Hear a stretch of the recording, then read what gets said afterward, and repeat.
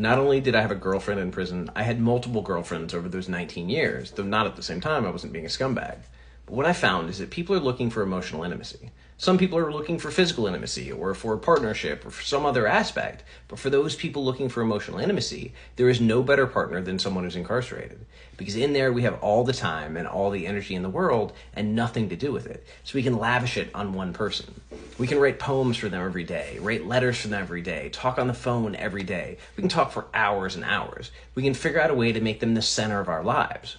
Now, ultimately, that's not healthy. And when I look back, so many of those relationships actually created bad habits and bad expectations and bad hopes for me because they weren't realistic. Nobody out in the world lives like that. Even if they could, it wouldn't be a healthy thing. I don't want to live in an enmeshed relationship, but that was all I knew for all those years inside. So it was a struggle to adjust after getting out. Because Courtney and I had been together while I was inside for 6 months, but we never even met in person. So as I'm thrust into the world with an hour and a half's notice and all of a sudden we're spending all this time together, things are dramatically different. And I remember a couple months out, she sat me down and she said, Jesse, I would never wish you back in prison, but I miss what we had. What we had was meeting my needs, and what we're doing now doesn't feel the same.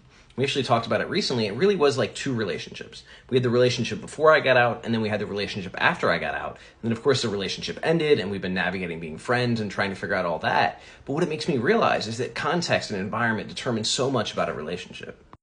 I've seen so many relationships that worked on the street, but as soon as the person got locked up, it fell apart. And that seems to make sense, right? Because they basically abandoned their family or abandoned the person they loved. But I've also seen relationships that worked really well and seemed really healthy while the person was incarcerated. And as soon as they got out, it fell apart.